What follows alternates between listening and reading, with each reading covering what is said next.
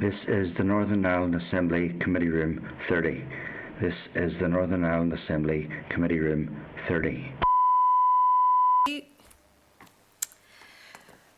Can I welcome members who are meeting in the room? Joined us in the room this afternoon, we have John Stewart, Deputy Chair, and Trevor Lunn and myself. Joining us remotely today, we have Alex Easton, Christopher Stalford, Pat Sheehan and Diane Dodds. And I believe, Diane, you'll have to leave for a part of this meeting later on as you've got an appointment to go to. Okay? Yes, Chair, but I will try to be back and log in as soon as I possibly can. It's just half an hour. Okay, no problem at all. That's fine.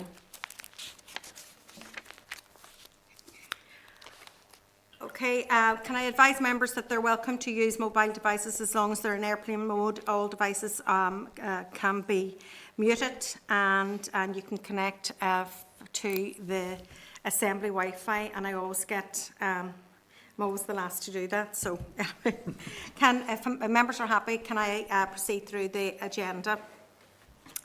The clerk has received apologies from Pádraig Delargy. Have any other apologies been received? Chair, Emma Sheehan will be late to the meeting. She was at a funeral this morning. No problem. But she expects to be here at some stage. Okay, thank you very much, Pat. Okay, Chair's business. I suppose I'll open up the meeting with the fact that, we have to recognise the challenges that our society is facing because of the resignation of the First Minister. And can I stress that the lack of political direction at the Executive Office does create significant and serious difficulties for our entire society, but also in particular at this committee. This, I suppose, is most evident with regard to the COVID recovery plan, because it's within the remit of the Executive Office that is taking the lead on this particular area of focus, and under the direction of the First Minister and Deputy First Minister, that it provides a clear plan for how we emerge from this pandemic. And perhaps can I remind you that the COVID recovery plan strapline is, we must all do it to get through it. And sadly, not everyone is now doing it. And with the result, we can't properly get through with the COVID recovery plan as much else besides. I suppose the core purpose of the recovery plan involved the Executive Office coordinating and integrating the approaches of the various departments, and I know we as a committee were supporting that as a key action of the department. The core of the plan is about sustainable economic development, about green growth, about tackling inequalities, about improving health outcomes, and these objectives are all being put at risk by the lack of political leadership, not to mention the doubts over the future of the devolved administration in Northern Ireland after the elections, whenever they might be. There are a number of other important programmes and projects that are jeopardised by this crisis. Obviously, departmental priorities include the High Street Task Force. Where does that sit? Violence Against Women and Girls Strategy. What's happening there? The Truth Recovery Project. The Refugee Integration. Paramilitarism. Together Building a United Community, the Social Investment Fund, Communities in Transition, Urban Villages, and of course, the apology for Historical Institute of Abuse. It is to be seriously regretted that the work on at least some of these government projects will be negatively affected by the decision of the First Minister. I hope that we can quickly get back to full functioning of the institutions. And that word hope has to reign for all political politicians, because without that, what kind of leadership are we given, and particularly within the Executive Office? So, members, in relation to all of that, we have to give context here for the committee.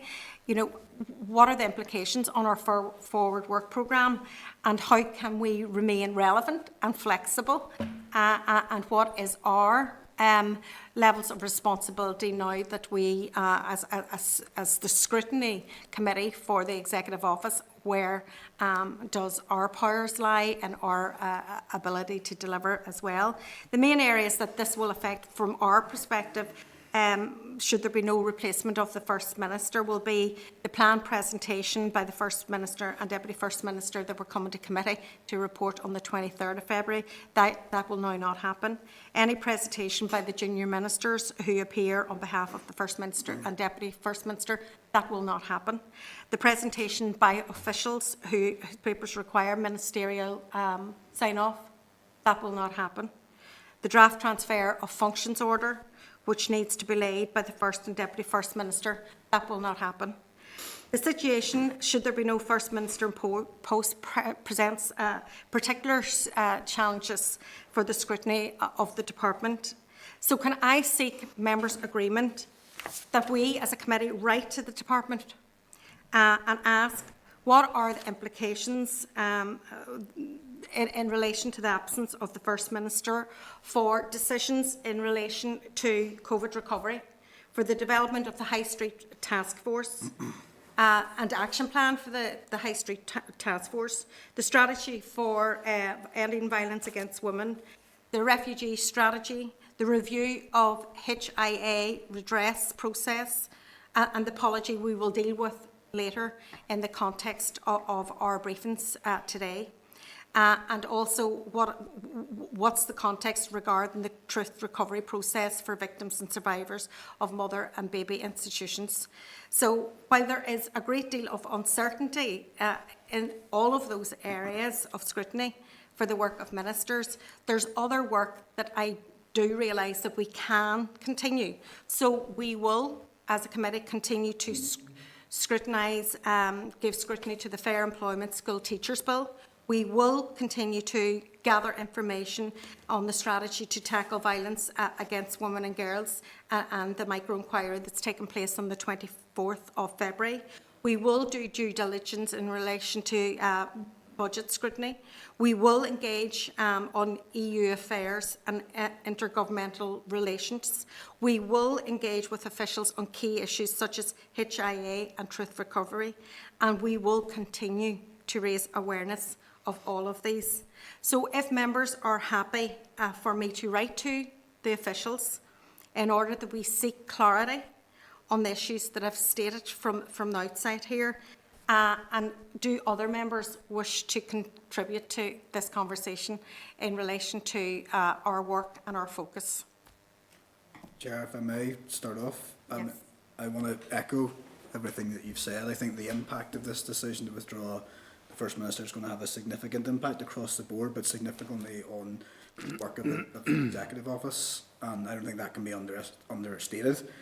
Everyone who's presented to us, whether it was on COVID recovery or High Street Task Force or on the strategy against ending violence against women, everyone made the point rightly from this committee that time was always against us. With the shortened mandate as it was, and with the election looming and the ever precarious position that we find ourselves in, but this is just throwing all that out, and it's deeply worrying. These are significant issues that need to be tackled, and I am really worried about now getting stuck and things not progressing, and none more so than the apology to the victims of historical abuse. I mean, my heart goes out to each and every one of them.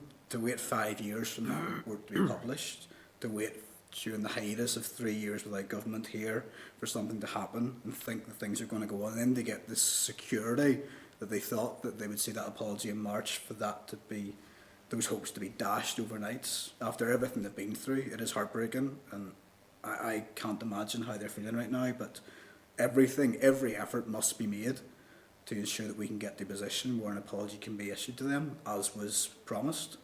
That has to be done. And I also support you in writing to find out exactly where we exist as a scrutiny committee. I think we continue to do all the work that we can, but ultimately who are we scrutinising? There's no ministers to scrutinise, there's no junior ministers to scrutinise. And if we call on something to happen from the department, obviously, my understanding is anything outside the course or the path that was laid by the former First and Deputy First Minister can't be enacted by the Permanent Secretary in the absence of First and Deputy First Minister. So how can we call them? You know, are we just howling into the wind? So I'd like to get clarity on that, on the exact powers of this committee going forward. That would be useful, but that's my penny's worth for now, Chair. We can go into it in a more detail later, perhaps. Yeah. Can I bring in Trevor Lunn, please? Thanks, Chair. I completely agree with what's been said by yourself and by the Deputy Chair. This is all very sad. We've only got, strictly speaking, 6 more committee meetings this mandate. Are there any of the items that we already have scheduled or items that are to be scheduled that we could actually drop now because there's no point, and maybe put in some where we might have some input? I'm looking here at the to be scheduled oral evidence in the FIC report. Well, Probably a waste of time to start with. You know. those are gone. Any ministerial briefings at all? Yeah. First or deputy Well, or chief ministers? the oral evidence on the budget, departmental officials. And the budget isn't going to go through before the end of this next month. So I just wonder, I think we've 3 sessions on the Fair Employment School Teachers Bill. And that's good, it's worthy of discussion, but there's a big question mark as to whether that will make it over the line or not. I mean, there was a question over the fact that it wouldn't really make it over the line. You know, it was a great outside chance that it would get through on these, particularly because it's a private member's bill as well. But because it's late, it's starting off. Would it be possible for us to compress those 3 sessions into 2? We possibly can, and bring we'll it have forward a a week. look at that. Yeah. We are actually altering the forward work programme as a result of the impact of the resignation at the minute, and I'll come through to some of that later on in the meeting, Trevor. I see Christopher Stalford. Can we bring Christopher into the spotlight, please? Thank you. Thank you, Chair. No, I'm perfectly happy to go along with, in a practical sense, finding out what the actual work of the committee can undertake in the absence of their, in the absence of there being a First Minister and a Deputy First Minister in place. You know, I'm sure there is a body of work that we can undertake in, as what Trevor says, is the 6 weeks remaining. So I'm perfectly happy to go down that route. I do think it's important that we keep the work of the committee going, and we try to engage with those issues. Thank you. Okay. Can we move on now to item number 3, draft minutes. Members, from the draft minutes of the meeting held on the 2nd of February 2022 on pages 6 to 10 of the meeting pack. If members are content with the contents, I'm happy to sign. Happy to approve, Chair. Okay. Item number 4, matters arising. The Executive Office launched a public consultation on the draft investment strategy for Northern Ireland on the 26th of January 2022. The consultation will last 12 weeks. Members, if I can refer you to pages 12 to 92 of the pack for the relevant papers which contain the essence of the draft consultation document. As a cross-cutting issue, and the consultation is being administered by the Strategic Investment Board, can I seek members' agreement to write to the relevant statutory committees for their views so that they can be consolidated in a response and that we can submit to the consultation? Are you happy? Okay, thank you. Item number 5 is the Strategic Investment Board, Mays Long Kesh Development Corporation oral briefing. Can I refer members to pages 93 to 214 of the meeting pack for the relevant papers?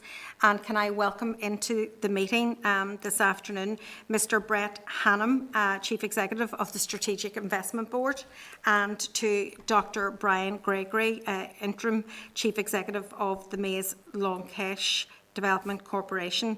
And can I advise you both that this session is not being recorded by Hansard, but there will be a video of the meeting available on the committee webpage later.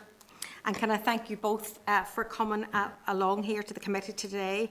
As you're aware, the committee has expressed concerns about the lack of progress on the development opportunities within the context of Maze Long Kesh site.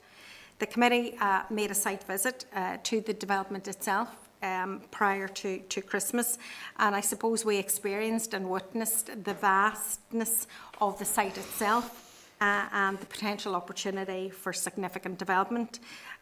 And we, as a committee, have expressed, for various reasons, can I say as well, at the frustration that this site that was gifted, I suppose, to the executive by the UK government 20 years ago, along with the Ebrington Barracks site, along with Crumlin Road Jail and security bases in Magherafelt and the Malone Road in Belfast, yet limited progress at the Maze has taken place, and I suppose, if I'm fair, very, very slow progress in the other sites as well. I know the Ebrington site, you know, after 17, 19 years, I mean, it's just literally taken shape now. So progress, it would be generous to say slow. So can I invite Brett and Brian to brief members just on their views and share some of their ideas. We've already heard from the board of Maze Long Kesh, and I think now, just, you know, because of the role of SIB in all of this, we need to hear just directly from yourselves regarding this site. Thank you, Chair, and good afternoon, everyone. As the Chair mentioned, my name is Brett Hannam, and I'm the Chief Executive of SIB. My colleague with me today is Brian Gregory. Brian is currently the Acting Chief Executive of the Maze Long Kesh Development Corporation and has been in that role for the last 5 years. We're both grateful for the opportunity to speak to you today and to answer your questions on the role of SIB in supporting work at the Maze Long Kesh site. You'll see from the briefing note we supplied that SIB has been supporting OFM, DFM and subsequently TEO since 2006. SIB created the structures for the Development Corporation in shadow form and then handed over control of these to its chair and board when the latter was formally established in 2012. Since then, SIB has filled the role of Acting Chief Executive and has provided additional support on request. This support was at its peak during the period between 2009 and 2013, when SIB aided the development of proposals for a peace-building and conflict resolution centre as part of the work to implement the Peace to Prosperity vision and develop the draft spatial framework. Since late 2013, and in the absence of ministerial agreement on the way forward for the site, SIB's input has been reduced in line with the more limited remit of the Development Corporation. This is focused on health and safety, site security, essential maintenance, and supporting the Royal Ulster Agricultural Society, Ulster Aviation Society, and Air Ambulance NI. During this period, SIB support has mainly been through the provision of specialist technical advice, for example, with respect to establishing infrastructure requirements and advising on development planning, land use, aviation, and security matters. This assistance has either been provided directly by SIB staff or through the SIB Professional Services Framework. Looking to the future, SIB stands ready to support the Department and Corporation in whatever ways they think fit. I'm sure we all hope that in due course a way will be found to unlock the massive economic development potential of this site and to exploit it to the full. And when that happens, SIB will be willing and able to assist in this important work. Thank you very much for your attention, and Brian and I would, of course, now be pleased to answer the committee's questions. Thank you, Brian, for that. I have a number of questions, but they're kind of like two sets of questions. And the first set really is around the site itself. And then my second set of questions probably is around SIB itself. And the role it plays in relation to governance issues, etc., and the remit, and I suppose the culture of secondment into the Northern Ireland Civil Service as well. So if you can bear with me in relation to that. The first question is, how do you see progress can be made given the impasse of TEO on this particular site? And if more decision making was transferred to the board at the Maze, would that enable the envisaged plans, which we got sight of when we went to the visit itself, to be progressed, including the Peace and Reconciliation Centre?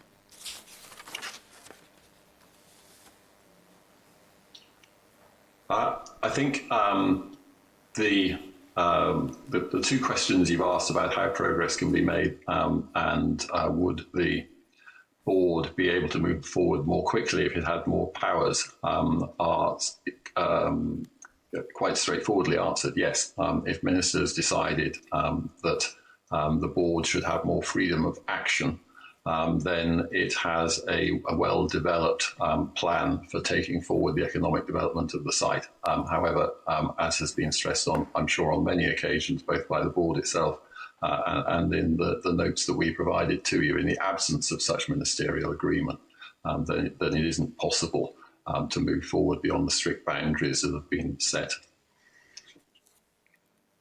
Right, okay. Do you believe that the current governance arrangements, as they exist within the board, are strong enough? And are the board strong enough? And is there confidence about any conflicts of interest or time capacity by the directors of the board, given the number of other commitments that they could take through and take forward the massive developments and plans that they have for the site? Are you concerned in relation to just to those structures? The structures are appropriate. Development corporations have been used successfully before, and they're a well-tried approach. I don't think I'm in a position to comment on the other parts of your question in relationship to conflicts of interest or the time that board members can devote to this. But certainly the model is a sound one.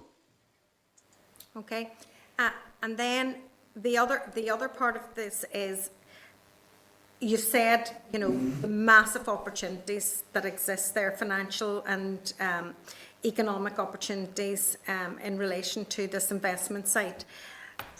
However, the draft investment strategy only contains really a passing reference to the Maze Long Kesh site. Surely, if it, you know, a site of such magnificence would have a much stronger investment potential that would feature highly on a 2050 plan. Absolutely, I entirely agree. And if that ministerial agreement on the way forward was present, then we would be happy, and as would the board, to expand on that potential. But in the absence of such agreement, we can't set out that plan because it's not been agreed. Okay. So it's not featuring because it's not been agreed. Okay, that's fine. So right then, my second set of questions is about the Strategic Investment Board in itself. SIB has provided significant support in the form of key posts across the Northern Ireland Civil Service, in addition to the Maze Long Kesh.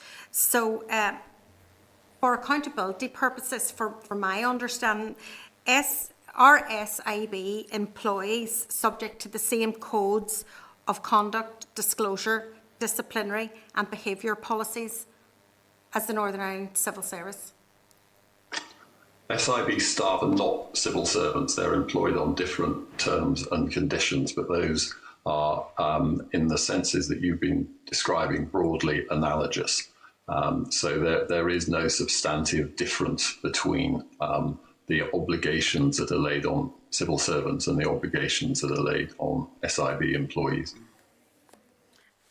I mean, I was quite taken by the papers in the pack, that there's over 59 SIB employees working within a range, practically all government departments within the Northern Ireland Civil Service. I mean, that's an awful lot of people contributing to the work of government. And so just so that I'm clear, to whom do you report?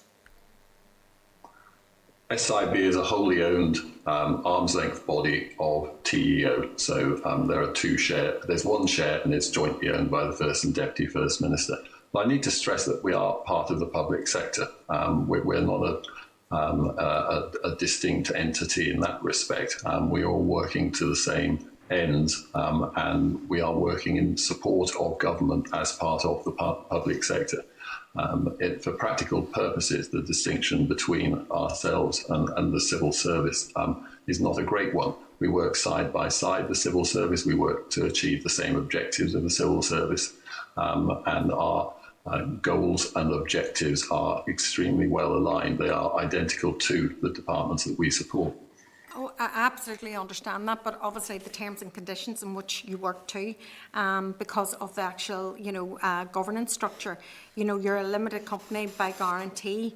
It's kind of like an arm's length body that has a thumb in every pie, but working together and collectively with the civil servants. It's just that, are you reporting, in the absence, obviously, now to First and Deputy First Minister, but would you be reporting to the head of civil service in relation to direction?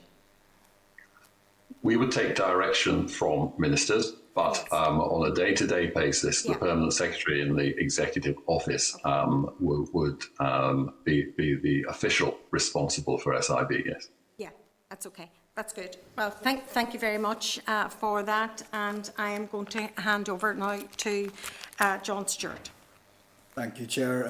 Brian, thank you for coming along today. I appreciate your time and for updating us on everything so far. The Chair's covered a number of the issues that I had actually penciled down, so you'd be glad to know I haven't got much more. But you talk about the economic development opportunities, and I don't think any of us can doubt those given the size and scale of many of those sites.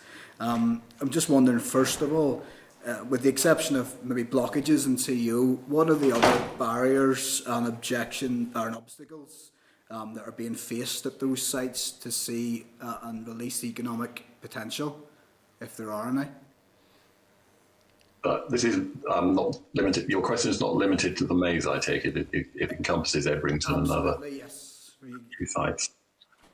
Well, I won't rehearse the issues that affect the maze because we've covered them already and they're well known. In terms of Ebrington, you'll be aware of the development that's going on there. The construction of the Grade A offices is well underway.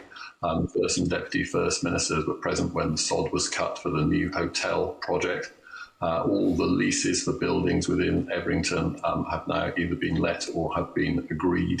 The enabling works are, to all intents and purposes, complete, as are the road links. So I think that despite the time that it took, that project is well advanced. Another important military site is that of the Lissanelli barracks in Omagh, which, as the committee will be aware, is now committed to the Strual Shared Education Campus. The procurement for that began shortly before Christmas and is expected to be complete by the middle of this year. So those, I think, are examples, the latter two, of those sites being used to good purpose. Now, the city deal, recently announced regional city deal, also included reference to another of the former military sites and potential uses that could be put to. Where sites have been gifted, however, that there is no guarantee that those sites are well placed for economic development. They were handed over as a group, and the Executive Office has had responsibility ever since for making the best use of them. But military sites were often placed in locations chosen because they didn't impose on other economic activity, and were suitable as military training sites, not necessarily as hubs for economic activity. So in those cases, the potential uses are somewhat limited. and I'm aware of the excellent efforts that the TO officials have made over the years to make the best possible use of those sites, but in certain cases, as I say, that those usages may be strictly limited. Okay. That's all I have. Thank you very much. Thanks, Chair. Okay, can I bring Trevor Lunnan, please? Yeah, thanks, Chair, and thank you, gentlemen, for your presentations. Good to see you here today. Just to go back to the blockage and the potential for the site, one of the big things there is obviously going to be the road link to the Knockmore link, if it ever happens. The Knockmore link road is quite well, project is quite well advanced now. I'll say it's back with the Minister, it's been called in planning decision, but it would make sense if that road was developed along with the link into the Maze site. So has there been any discussion, I know there's limited room for manoeuvre here, but has there been any discussion between the corporation, yourselves, and the Department for Infrastructure about the possibility of progressing those two roads together? It would surely make economic sense. With the Chair's permission, perhaps I could direct that question to my colleague, Brian, who has understanding of that particular issue. Okay. Yeah. Thank you, Brett, and thank you, Chair, as well. Trevor, just in relation to that, there has been informal discussion, not with the Department of Infrastructure, but with the developers and with the council, because your point is actually very well made. And just referring to the Chair's earlier question about opportunities for progress, clearly early delivery of key infrastructure such as the roads infrastructure, wastewater treatment facility, which could be of a sort of west of Lisburn significance, create opportunities, and the timescales for the delivery of those will at least create a space during which further discussions can be held politically to agree a way forward. But that infrastructure will be needed almost irrespective of the final agreement and the shape and format of the site. The key driver for traffic at the moment is essentially going to be the Royal Ulster Agricultural Society, and the Balmoral Show, for example, would be peak traffic conditions, and it's already on the ground. Yeah. The Knockmore Link scheme, as you know, includes quite a big section of housing development as part of its potential. In fact, I think that's what will probably make it stack up in the first place financially. But without knowing any detail of how the road would be linked into the Maze from the Knockmore Link, and given there's a lot of housing to go in there, I wouldn't like the two things to conflict, you know. I think, Chair, that's a valid point and something that we're well aware of, and there's a number of potential routes that could connect directly with the site and across to the Knockmore Link. Yeah, okay, fair enough. Thanks very much. Okay, can I bring Pat Sheehan into the spotlight, please? Thank you, Chair, and thanks to Brett and Brian both for their contributions so far. I suppose Brett's presentation was relatively brief, given the obstruction that still exists to development of this site, and it has been thus since Peter Robinson's infamous letter from America. But in any event, I'm sure you're both aware that there has been video circulating recently on YouTube of a number of young people who actually broke into the site and filmed themselves doing a tour of it. Can you tell me what has been done to step up security on the site? Thanks. Sorry, with the Chair's permission, if I may respond to that directly. Ever since we became first aware of that, we have moved forward on a number of fronts. We established a security review working group that has been reporting on that. We appointed security advisors to review our existing arrangements. We have improved the TV coverage around the site and within the prison. We have addressed areas of fencing as well around the site to look at the security arrangements around that. And we've now moved on to the second phase of security upgrades across the site. So although there have been a number of attempts to breach the perimeter security of the site. There'd been no further entries into the prison complex itself.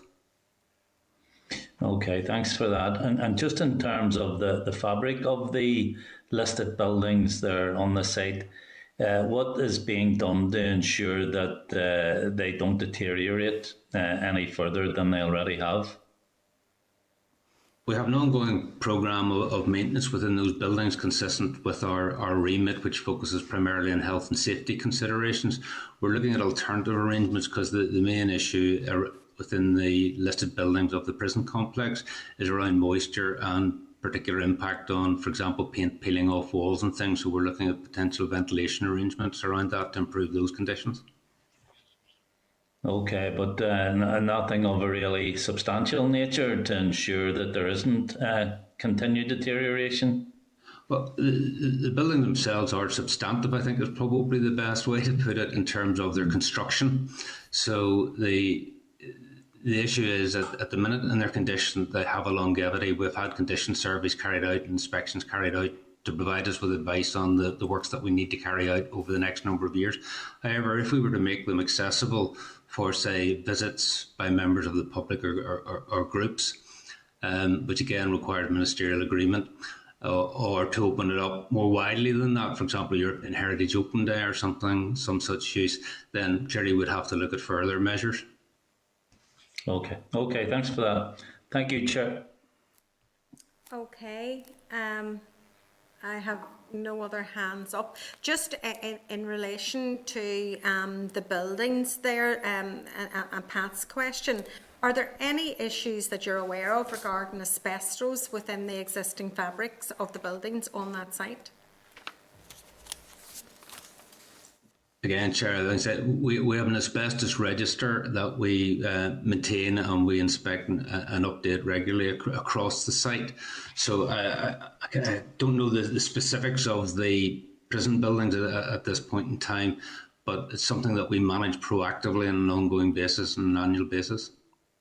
But surely you would know if there was asbestos, would you, in those buildings? Well, where there is asbestos identified on site where it's visible, you know, within the hangars, for example, there are clearly identified areas that we're cautious and people are aware of. But I'm just saying, in terms of the detail within the prison buildings at this point in time, I would defer to my Director of Development on that particular point. Right, yeah. It's just, you know, the protection and the health and safety it's extremely expensive to secure buildings that have asbestos, or there could be any leakages at all, and particularly if we're trying to maintain them and the paint and upkeep of them. It's a key consideration because of the cost value.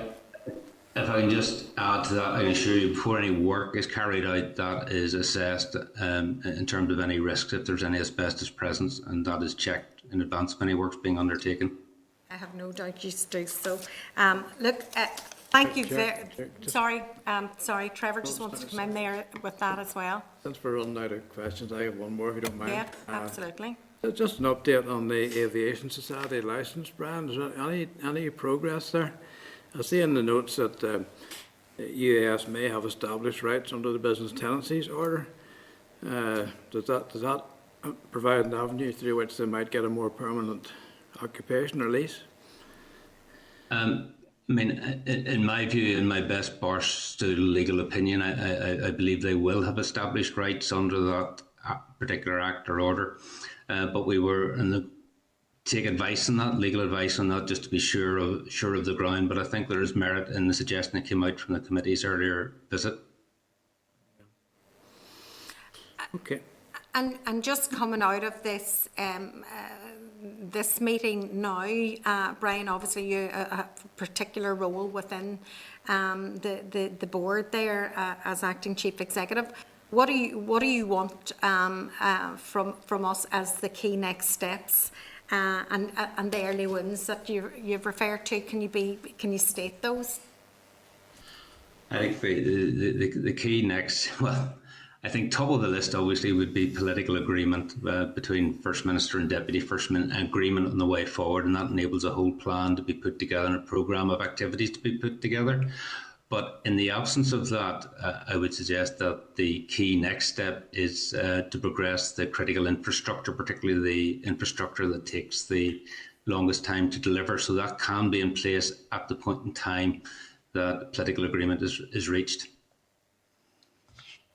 And sorry, Brian, just for the purpose of the public as well, do you want to state what that is, the critical infrastructure?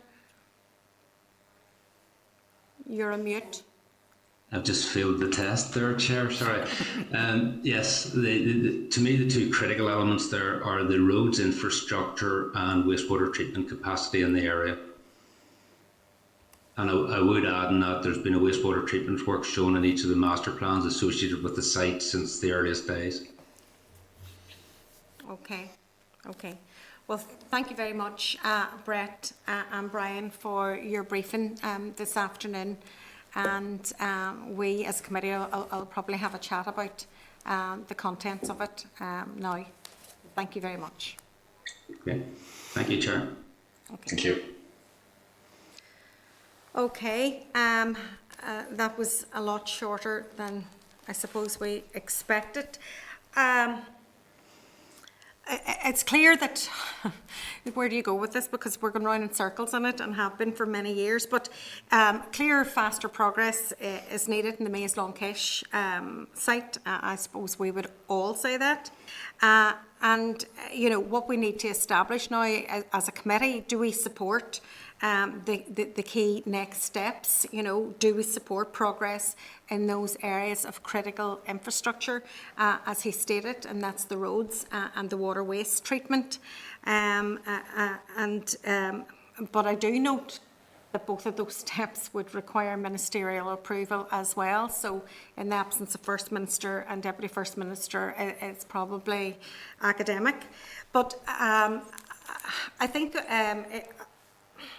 it's also important, I think, for us as a committee to consider some other elements of the documentation that we received in our papers, because I don't know about anybody else, but I was pretty shocked when I looked at just the level and roles that SIB undertakes within the Northern Ireland Civil Service and local government, like 59 public sector positions.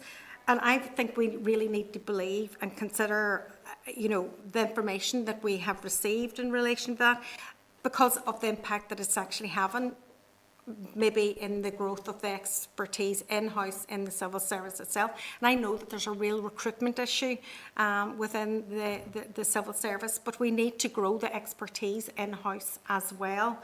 And, you know, does it suggest to us as a committee that there is a lack of capacity within parts of the civil service and within parts of our local councils? And I'm particularly concerned about the high level of vacancies, as I said, within the Northern Ireland Civil Service that are actually being filled by SIB secondments. Like, it's nearly like a recruitment agency. And they're fulfilling it with higher pay rates than our actual civil servants, and they're given different terms and conditions of employment and without the same constraints related to subsequent work engagements. And I just think that this really blows, you know, the conflict of interest, you know, between SIB and the civil service itself. Maybe I'm looking at this all wrong, but to me, this is a conversation that really needs to be had, because SIB is under the umbrella of this department, the Executive Office, and it is quite, you know, this is in every single major public project that is happening within Northern Know and within, you know, city deals, right through medical school. It's right through everything. And we really need to take cognizance of that. You know, people are perhaps leaving even the civil service to go into SIB because it unleashes more, you know, potential higher pay and less restrictions, and moving forward, you know, that. And we've seen even the head, you know, the temporary head of the civil service and all that through up. So that was probably where the answer to those questions and the papers came from. It came from the Committee of Finance.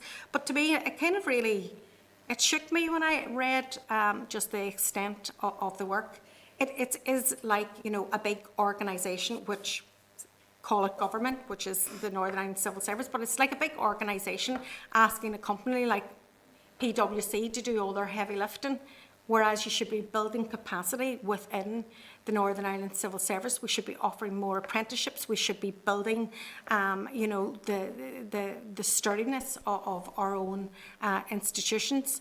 And that to me is of concern as well. So I just really appreciate what other thoughts that there are there, because it speaks to a lot of leakage. Chair, I may start.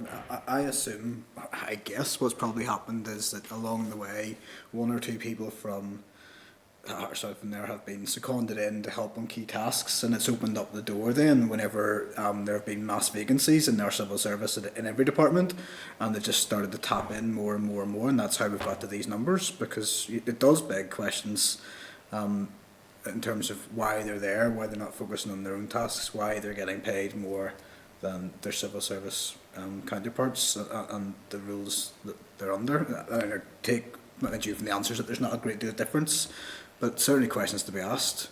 And it flags up again the serious issues that we hear time and time again about absences in the civil service at the highest levels. If we're really talking about delivery across all departments, we need the people there to do that, and they clearly aren't there if we're having to second people across from this key task. And does it beg the question that maybe we're not paying civil servants, or, you know, it's not an attractive enough job for senior people to come along? Therefore, you know, the areas where we're looking at, you know, say the 10X document, you know, that has to go to SIB in order for them to develop a strategy. It's not done in department. Everything is, you know, extrapolated somewhere else that doesn't fall under the remit of this department. Even the investment strategy, the consultation has been run by SIB, and surely it does, of course it does fit, but there is questions to be asked from a governance and a transparency and outreach point of view. Trevor, sorry. Chair, I suppose this only came up because of the breadth of information that SIB gave us today, on the back of what was supposed to be a discussion about their involvement with the MLK. The secondment thing, I wonder how many of them are just temporary for a start, in which case it may not be a permanent job that's being filled by SIB secondments. But I still think your points are well made, and I fancy our successor committee, perhaps after the election, where we get going again, would be a good subject for them to take up. I don't know offhand if the Public Accounts Committee has ever done a report on the SIB. That might be interesting too. But you know, there's certainly they've almost invited us to raise questions here, you know, and but fair enough, you know. But in terms of what today's discussion, the reason it was short is because there's so little to discuss, because of the impasse that we all know about. And that's a crying shame. But then, as I've told you before, my involvement with this thing started in the early 2000s, and apart from the Balmoral show and the Aviation Society prices, that was moved forward since in about 18 years. I hope it's not another 18 years before I see something concrete. I think it's worth anyway writing to the civil service as well and asking, has a policy direction been taken at some stage to second specifically across to them, and if not, why is it happening more and more? And is it because of the pressures, or is it because of a policy decision to recruit specialists in the roles, or whatever it might be? Just think the answers would be good to know. And I agree totally with Trevor. I think if I'd be surprised if PAC haven't looked at this in the past, given the role that they play, but I don't. Yeah, I think it did say the Public Accounts Committee. She'd say the Northern Ireland Audit Office, followed by the Public Accounts Committee. I was going to ask the committee, you know, could I have their permission, and with their agreement, can we write to the Northern Ireland Accounts Office and ask them to consider, you know, the role of SIB, particularly around the secondment, you know, just to consider it in a holistic way, and perhaps that they would only be able to do. This is in no way in criticism of individuals that are working and providing great work and expertise and skills within the operations of government. But it's, you know, I would hate it to be kind of like responsibility leak at the sacrifice of building expertise within the Northern Ireland Civil Service, which we should be, you know, protecting and valuing at the same level. Yeah, well, it's merely scrutiny, Chair, and Yeah. as a scrutiny committee, there's nothing wrong with scrutiny. Nothing wrong with scrutiny at all. Chair, the Audit Office has an open invitation to anybody to raise matters of concern. And well, I'm trying to choose my words here, not matter of concern, matter worthy of examination. Yeah. And there's no reason why this committee, through yourself, shouldn't actually ask the Audit Office, have they ever done any work on this? Or would they be prepared to? And I suppose from our perspective, Trevor, as well, this certainly could be a piece of legacy work from this committee moving forward. But just on the substantive piece in relation to the Maze Long Kesh, would this committee be happy for us to confirm our committee's support in relation to the next steps, so supporting, you know, the development of the critical infrastructure pieces around the roads and the wastewater treatment? Now, it's given committee support in those two key areas without getting into the actual development plans of the site use itself. It's the external infrastructure pieces that are required. Would any members have any issues with us supporting that? Put it in the record, sure. To put it in record? Okay, that's fine. Thank you very much for that. And take that forward. Yeah. Okay. Okay, item number 6, has Fiona joined yet? Fiona's there, yeah.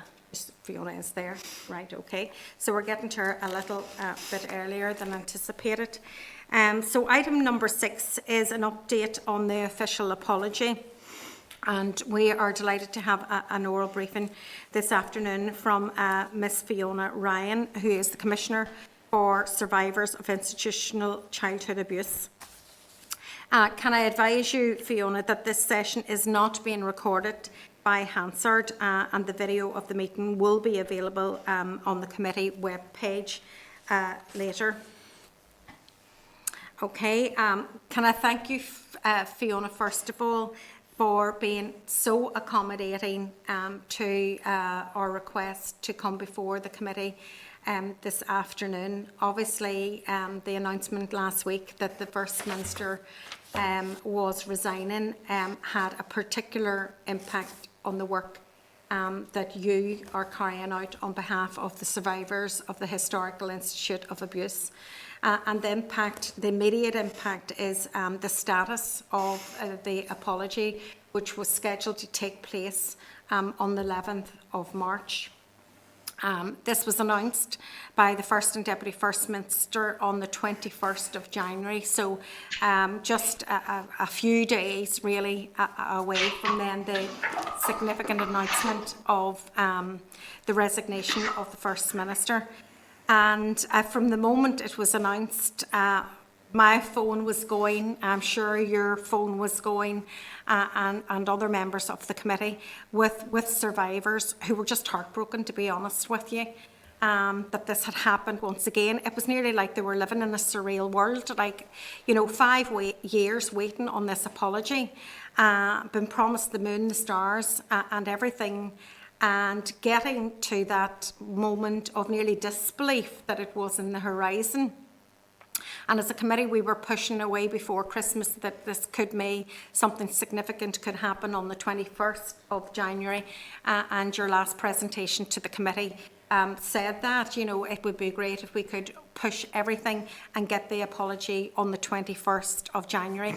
That was unable to happen for one reason and another, but on the 21st of January, on the 5th anniversary of the Hart Report, they did announce that apology, and there was a collective sigh of relief from everybody involved. And well, we know where we're at now. So I just want to hand over to you, Fiona. I want to hear what your thoughts are. I want to, hear your recommendations to us as a committee. In the absence of a First Minister, and obviously now the Deputy First Minister, because of the nature and structure of the office itself. I had a meeting just before this meeting with Margaret and Denise, and they're heartbroken as well, as I've met with all of the groups in the past few days. So if you could give us your thoughts and your direction as well. Thank you. Thank you, Chairperson. I'm really grateful for the opportunity to come in front of this committee today. Obviously, I've been in front of the committee 4 times last year, and the first half of the year was to bring to your attention concerns regarding the redress process, and the committee listened to those concerns that were expressed to me by victims and survivors. You recommended that the process be reviewed, and that review was passed by the Assembly in July. In the latter half of the year, I came before you to talk about apology and the need for apology, and the fact that the apology, which is a recommendation of the report of the inquiry into historical institutional abuse, is 5 years late, that it is significantly delayed. I brought to your attention throughout November and December because it was being brought to my attention. You're absolutely right. I did at the time call on the executive and the executive office to note the symbolic importance of the 20th of January. I'm going to move aside papers here because I want to show you. This is the Historical Institution Abuse Inquiry Report. Came out 5 years ago. On page 230, it makes the recommendation for an apology. It says, we recommend that the Northern Ireland Executive and those who are responsible for each of the institutions investigated by the inquiry where we found systemic failings should make a public apology. The apology should be a wholehearted and unconditional recognition that they failed to protect children from abuse that could and should have been prevented or detected. We also recommend that this should be done on a single occasion at a suitable venue. When the executive announced on the 20th of January that it was going to have the public apology on the 11th of March, I really can't convey to the committee the sense of, finally, this is happening. We can exhale, we can breathe out, we can have some closure. I appreciate this is somewhat a departure from a normal briefing for this committee, but I've actually provided you with a formal briefing in relation to apology in December, and I would like to share with you of the impact, as you've talked about, of what's happened in the last 2 weeks. For that apology to be so close was just an incredible feeling for victims and survivors. Now, I want to be very transparent here. The inquiry report itself noted that there were different views in relation to apology. Some victims and survivors wanted it, some people didn't. But on reflection, they thought the inquiry that the apology was needed. And the majority, and I've said this, and I think it's worth repeating, the majority of victims and survivors whom I've engaged with want an apology, or even if they say the apology is not important to them, they understand how important it is for closure for other victims and survivors. So we were there on the 20th of January, and we thought this apology was going to go ahead. And then last week, and I think I spoke to you subsequently to that, there was this incredible sense of disbelief as the idea grew that this apology that had come so close was now hanging in the balance. And that victims and survivors who had already been through this at the end of the inquiry report with the suspension of the Assembly were once again the collateral damage. And I expressed publicly, and I wrote to the First Minister and Deputy First Minister and expressed this, that words like anger or sadness did not come close to the depth of feeling that was being shared with me on that day. I would say disbelief, distraught, rage, but underneath it all, there was this terrible sense that once again, we are being disregarded, discarded, that we are not seen, we are not heard, our pain is not acknowledged. Exactly what happened when we were children in the institutions. And it was like, for many victims and survivors, which they shared with me, it was like a replay of those dynamics. If I sound angry, it's because I am. I am incredibly angry on behalf of victims and survivors. I know there are victims and survivors who are disillusioned and say this apology will mean nothing to them. And, you know, there are victims and survivors who wanted this apology, who are disgusted by what has happened. And have said to me, Fiona, they're now in a situation where they're having to apologise for their apology. Again, the depth of feeling that has been expressed to me and the sense that, can we not do something? Can we not, and I again said this last week, can we not go beyond politics? Can we not be creative? Can we not seek a solution so that this apology can still happen? I would be remiss if I didn't say that for other victims and survivors, it is very important that the review of the redress process takes place. And that, to be fair, that review has been rolling out, but they want to know when the recommendations are going to land and who and how are those recommendations going to be taken forward, or is this going to be another report that's going to gather dust? But even in this context, victims and survivors want the apology to go forward, the majority who I've spoken to. I understand that the Executive Office is engaging with victims and survivors bilaterally to understand consensus around what options might be available.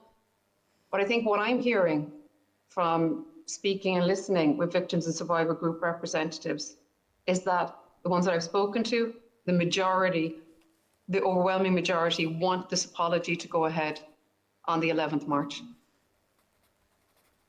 I suppose my recommendations then to the committee would be that, you know, we reach out, we understand how important this is going to be to victims and survivors. I fear that if this apology does not go ahead, it will cast forever the impression that victims and survivors are to be discarded, they are to be disregarded, and they have had a lifetime of this. I drew your attention earlier to the Historical Institution Abuse Inquiry Report, and as you can see, it's well used. Besides the recommendations, there's a whole section in here on age profile of the individual victims and survivors who came before the inquiry, and at least 2/3 of those were 55 and over. Now that was 5 years ago. So you can imagine things have moved on significantly. I am conscious, as I'm saying this to you, and that each of the committee members has heard from victims and survivors, and they are always the experts of their own experience, and they will tell you how much it means to them, how much it means to brothers and sisters, how they have never heard the words, I am sorry, you were never to blame, and they now desperately fear that those who represent the institutions they will never have the opportunity to hear those institutions and the executive say those words, I'm sorry, you were never to blame. As we sit here and as we reflect on this, we also have to remember those who have passed, who never ever got the opportunity to hear those words. And so I'm sitting here and I'm talking with you, and I am emotional, obviously, about this. I am incredibly angry on behalf of victims and survivors. I am saddened, but I have a hope that we can get forward with this, because we have an opportunity to make a difference here. We have an opportunity to make a difference to the victims and survivors who are here now, to say those words that they desperately need for closure and to do it right. So my recommendation to the committee would be that we look at every available way forward to make this apology happen. It's too important not to.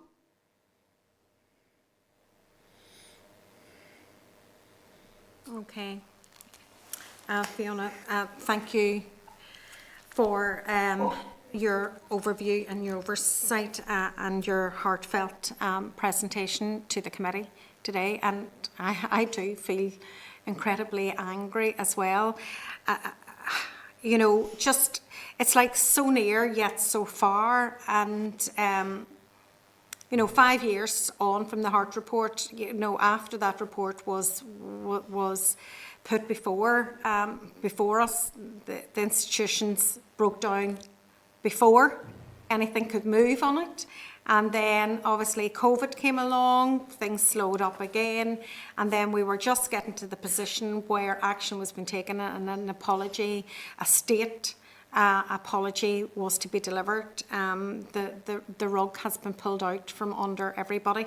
And I came to this committee in October, and that was the one thing that I felt that could be achieved in this mandate, was that particular state apology could be given, and that could be a job well done on behalf of the department, on behalf of the ministers, on behalf of the work that we've undertaken in this committee, on behalf of HIA, and, you know, around the redress and everything else, and obviously the memorial and that work as well. So it's just, there are no words for it, but you know, if we get into solution mode now, and the one thing that you have articulated that there is a consensus around is that the 11th of March date must stick. And if that is to be true, and the other thing that I'm really, you know, very concerned about, you know, to put this date off, you know, maybe perhaps for a month or 2 months or after the election, or, you know, there is absolutely no guarantee at all that the devolved administration is going to get up and running after May. In fact, the DUP are saying actually quite the opposite. That, you know, this is very much dependent. There's a red line around the resurrection of the institutions in its entirety. So there is a finite moment in time, and we did know that in terms of the closure of the mandate itself. What can we do, and what would be acceptable? One of the things that you've always said every time that you've come here, Fiona, on behalf of the survivors, that whatever form the apology takes, it has to be fulsome. It has to be, you know, from the optics around it are really, really important as well. You know, the choreographing around it, who is there, who is issuing the apology. You know, obviously, you know, people from the institutions, bodies representing the institutions must be present. It must come from them, and it must be the state. In the absence of the state, what is acceptable from what your conversations are? Who takes the role of the state in the action of an apology?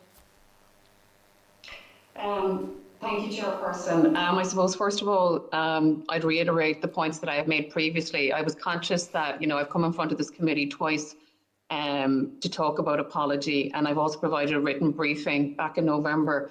So I didn't want to repeat the views, and I thought, considering the events of last week, that it was important to genuinely convey the depth of feeling expressed to me by victims and survivors. And I am very aware that the victims and survivors themselves have been in touch with committee members.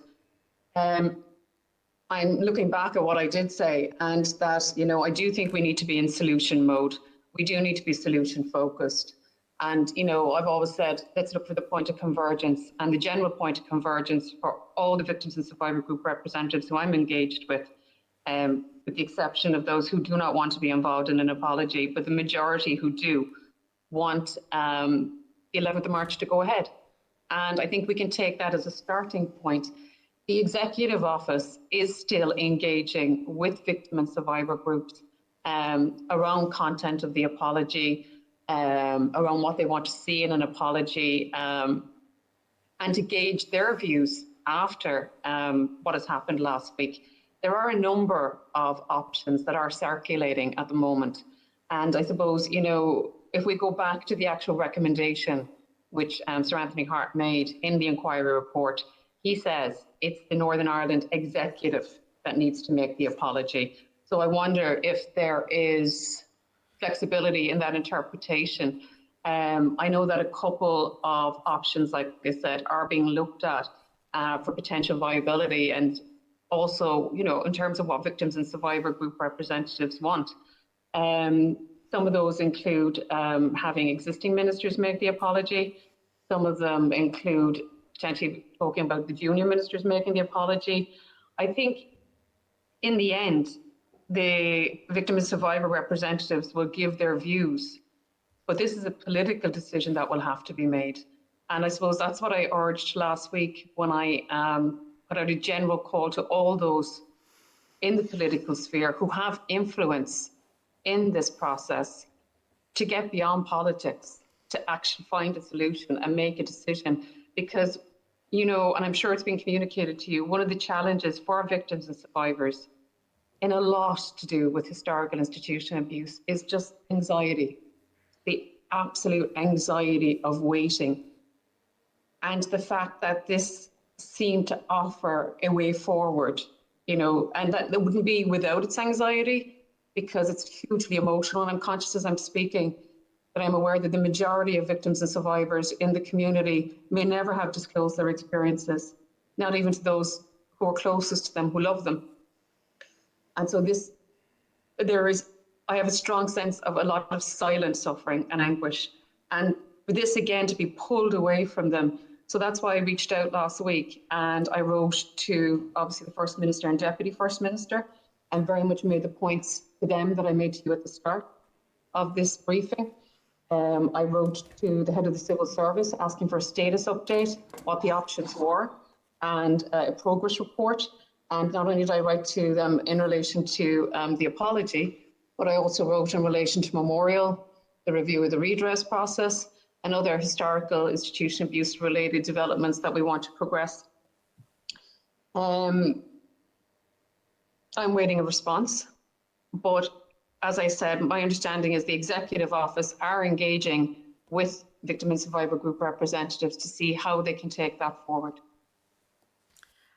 And Fiona, I have an appreciation of that happening. You know, there have been meetings with the Executive Office officials in relation to that, and all of that has been, you know, has been muted in relation to other executive ministers. It's my understanding in relation to the junior ministers, once the First Minister and Deputy First Minister posts become vacated, there is no junior ministers because they're junior to the First Minister who there isn't any. So I could be wrong on that, but that's my understanding of the practicality of all of this. So remaining are the executive ministers for other departments. Also, it has been indicated, you know, the Secretary of State, the head of the Civil Service. Is there any essence or thinking about, you know, all of those? You know, so, you know, the message to be delivered by and appointed, and then the remainder, you know, the executive ministers and the head of the civil service and the Secretary of State come in behind that issued apology. Would that be a meaningful alternative to the survivors and to the victims? I think it's fair to say that all of those options that you've outlined, my understanding is that they have all been put to victims and survivors, and there are different views in terms of what's the preferred option. I think you can't get away from the fact that victims and survivor group representatives and victim and survivor individuals who called my office are just disgusted. Mm-hmm. They are disgusted by what has happened. They feel that their apology has already been downgraded because the First Minister and Deputy First Minister aren't in a position to deliver it. And so you can't get away from that. So we need to start by recognising and acknowledging that reality, that sense of we've been let down again. And I know I'm speaking about this, but I really need to convey, as I said, the heartbreak and the anger and the disgust. So I think it is a sign of the resilience and frankly, generosity of victims and survivors, that they are considering alternative options because they do want the 11th of March to go ahead. And so I know that a number of the survivor group representatives consulted with would consider the potential for, say, the other ministers to deliver that apology in conjunction, you know, perhaps with some other arrangements that you just outlined there, Chair. I do know that there are another victim and survivor representative group whose preferred option would be perhaps the Secretary of State. I think it's important that we get to a consensus point and a working consensus point, because this is too important. This is really too important an opportunity to let go. But in the end, I have to stress this is a political decision that will have to be made. Can I bring John Stewart just into the conversation now, please? Thanks. Thank you, Chair. Fiona, thanks again for coming along at short notice today. I want to thank you again for all the work you've done continually and since last Thursday, and for reaching out to myself and for taking my calls over the last few days. Like everyone, I had call after call from victims groups and individual victims, and I have to say it brought a serious lump to my throat and a tear to my eye whenever I was speaking to them. One said, "What have we done to deserve this yet again?" Another said, "How can they do this to us while we're in this? It's like reliving everything that we went through yet again. All we want is an apology." And it just beggars belief, knowing that the date would come, that a decision as reckless as this, without any forward thinking about the impacts on real people this could make, was taken.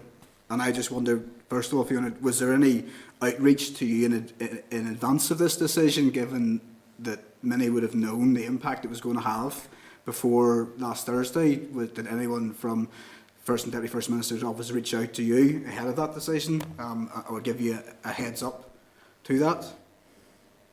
I think obviously anyone who's been, looking at the news would have appreciated probably since last maybe October, November, that there were potential for events to emerge the way they did. But no, I didn't get anyone reaching out to me in advance. I heard it on the news the same as everyone else. And I even wrote to the First Minister and Deputy First Minister before it was confirmed. And I said, in my letter, I'm writing in relation to the potential news that this is going to happen. And I have to tell you that this could not come at a worse time for victims and survivors, many of whom have suffered awfully in COVID, because as you can imagine, with a legacy of institutional abuse, you are facing potential mental health issues, the coping mechanisms that some people have had to take in desperation, potentially leading to addiction or substance misuse. And then for this to happen, so no one reached out to me. I wrote to the First Minister and Deputy First Minister before the official announcement, to be frank with you, just to convey the horror and just that sense of distraught anguish that had been shared with me. No, I totally agree. I think you're right to be angry and right to be sad, and I think you're doing a great job to reflect those strong views and emotions that are truly running high at this stage. I think it is lamentable that no one reached out to you beforehand. Any decision, and I don't want to get into blame games and politicking, but any decision that anyone takes, people should look at the impacts of that. And one of the first impacts of this decision that was taken last Thursday would have been the impact on the ability to deliver an apology, a long overdue apology, to the victims of historical institutional abuse. And they must have known that couldn't have happened. And the fact that there was no outreach to you and nothing's been said about it and it's just been almost forgotten about is just so sad and totally unacceptable. And I think I agree. I don't really have any more questions, Fiona. It just really, really angers me. And I think we have to do all we can to find that solution, Chair, whatever it takes to find a solution that will work for the victims. Because many have died waiting, and some are clinging on. I know that, Fiona. Some are clinging on waiting, and it can't go on any longer. So we just have to all play a role, Chair, and find that solution. There is an easy solution to be found. That can be done tomorrow in the Chamber by nominating a First and Deputy First Minister, realising the folly of the actions, that nothing's really changed, and get on with it. And I hope that's what happens. Thank you. Thank you. Can I bring Alex Easton into the spotlight, please? Hi, thank you, Fiona, for your presentation. It is a sad state of affairs for the victims and the survivors. I too am very frustrated with what is happening to them at the moment. Just some questions to put to you to get my head around, and just a quick discussion on the apology. On the apology, I wouldn't be adverse to Secretary of State apologising as an option, and I certainly wouldn't be adverse to the ministers that are still in office all coming together to apologise as an option, as long as the groups were happy with that. I noted the comment about nominating the First and Deputy First Minister. I'd be surprised if that would happen, but if that was to happen, even for a day, I would go with that too. One of my questions to you is about the redress board. I know some of the groups didn't want the apology until the review of the redress board had gone ahead. Can you give us an update where we are with that, and will that be done by the time of a potential apology on the 11th? Because I would like to just get that clarified for me as well. And I think it's important that all of us politically, the victims and survivors and yourselves, can find a solution for this apology, because the longer it drags on, the worse it gets for the victims and survivors, and I really don't want that. So it would be helpful if some sort of consensus can be brought forward as quickly as possible. Thank you. Thank you. I suppose taking your points in reverse order, I think it would be really useful that a consensus was brought forward as well. I have to reiterate for this committee, I think this is an opportunity. And I suppose just in relation to what the chair said earlier, you know, I think what has been shared with me with victims and survivors, from victims and survivors, is that, you know, that they don't know what's going to happen politically. And this feels for them like their only chance to get this done ahead of, you know, what may emerge. So I think there is an opportunity there, but it will require consensus, and it will require, I think, that goodwill from across the spectrum to make sure that it goes ahead. I think right now the preferred option, as it appears to be, would be, and people have kind of, I think, weighted their options because, again, in fairness to victims and survivors, they're very realistic. They've had to be realistic, and they've had to manage expectations because they've been kept waiting lifetimes. And they are kind of saying, okay, well, we know what the preferred option was, First Minister, Deputy First Minister, but look, you know, is there some combination of ministers that can come forward to represent the executive to make the apology? And I think we have to explore every option. Regarding the redress review, I was very concerned about the redress review. I started the briefing saying that, you know, I've been before this committee 5 times in 12 months, and the first 2 times I was in front of the committee, I raised with you the concerns around the redress process that had been expressed to me by victims and survivors, and indeed expressed to yourselves as individual members. The committee recommended a review of the redress process, and then the assembly passed the motion.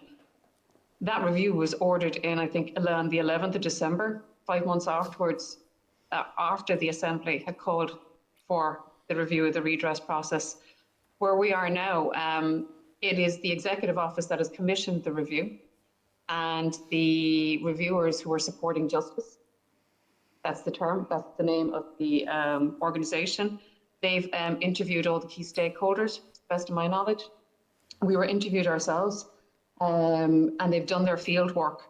I would have had an expectation that the review would have come before the apology, because I know for at least 2 of the victim and survivor representative groups, potentially 3, that it was really important that this review happened. And the reason why it was important to them was because it was about accountability. Victims and survivors have said to me, how can they stand up and say sorry, Fiona? How can they apologise when this is how we feel, having been through, you know, the redress process, or this is how we feel having been, you know, seeing friends go through the redress process.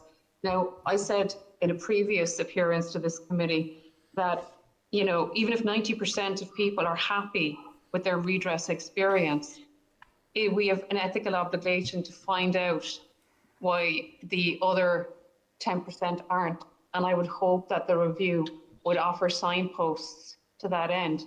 In relation to the recommendations, I wrote specifically to the head of the civil service. I wrote and referenced the review in my letter to the First Minister and Deputy First Minister, even though it was specifically around the apology, because I knew for victims and certain number of victims and survivors that redress review was key, because it was a matter of accountability.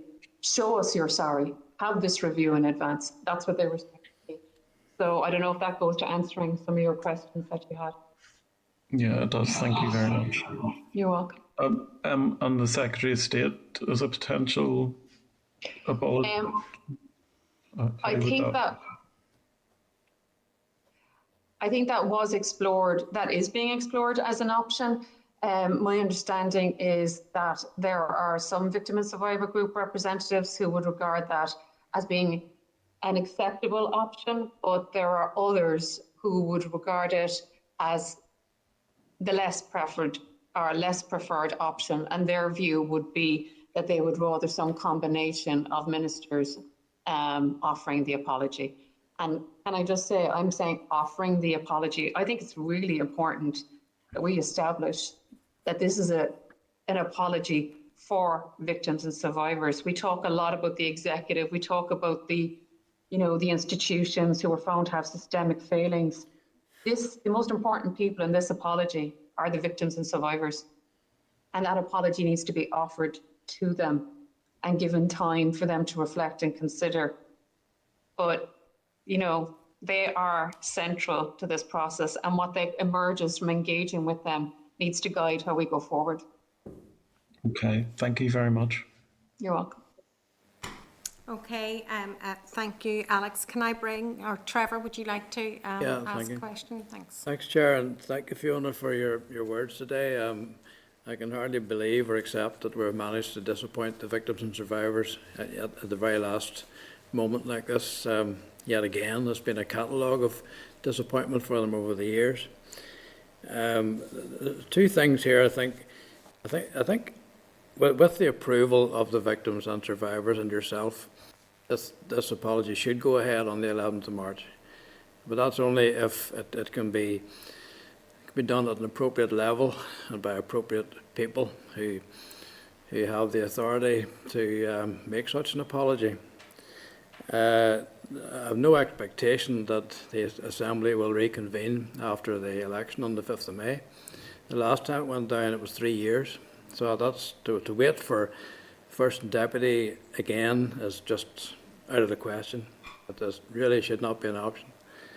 I do wonder if, I'm just throwing this out there, that if would party leaders have any role to play in this? Because if they did, both of the 2 parties that have caused this problem, or one in particular, would have party leaders who could speak for the party and obliquely on behalf of their previous ministers. Indeed, one of the previous 2 ministers is also a party leader here in the North. I don't know if there's any capacity for her to speak in a different capacity as party leader rather than Deputy First Minister. And the institutions will clearly, I think they're already recommended to be part of an apology anyway. You did read out that extract from the report. That's vitally important that they're there as well. But I mean, we can toss this around in different formats. I'm not. I'll say it quite openly. I wouldn't be very much favourable towards asking the Secretary of State to intervene in this.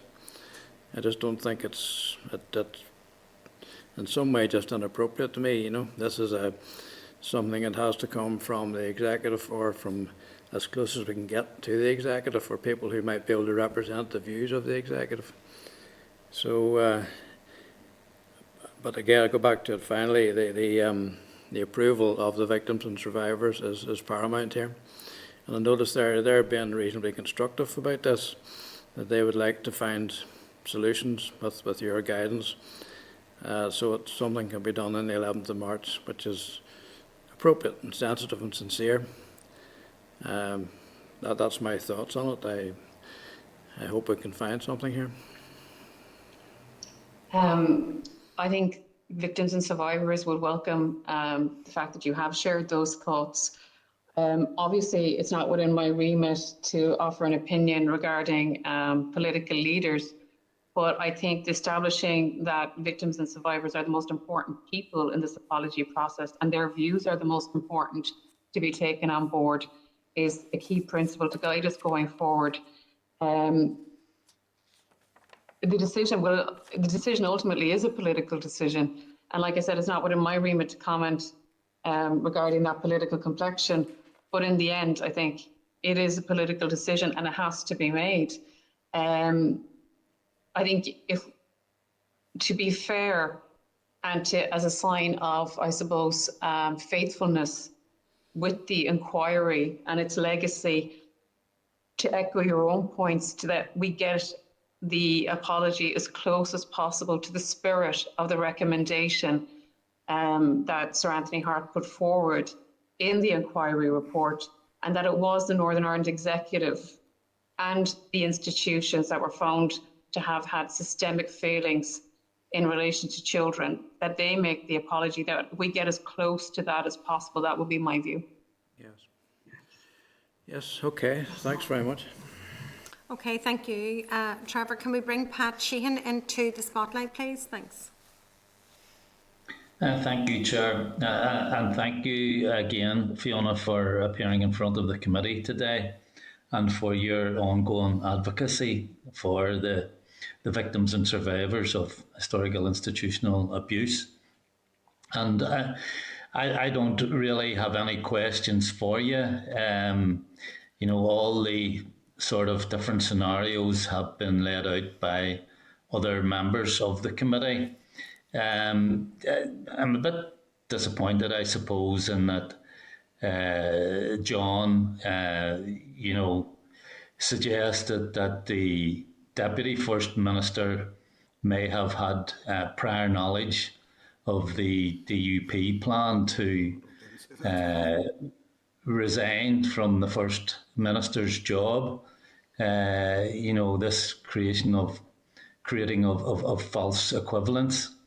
You know, so that's disappointing, and I think rather than trying to pin the blame on those who weren't responsible, we should put the blame where it lies, with the DUP. But in terms of, and I don't want to labour that point, in terms of the apology or any process involving the victims and survivors, it's the victims and survivors who have to have absolute priority in all of this.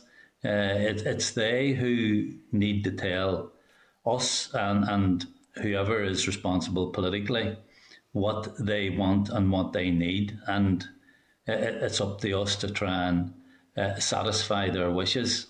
And in the circumstances we're in, that's a difficult situation. I hope it can be worked through, and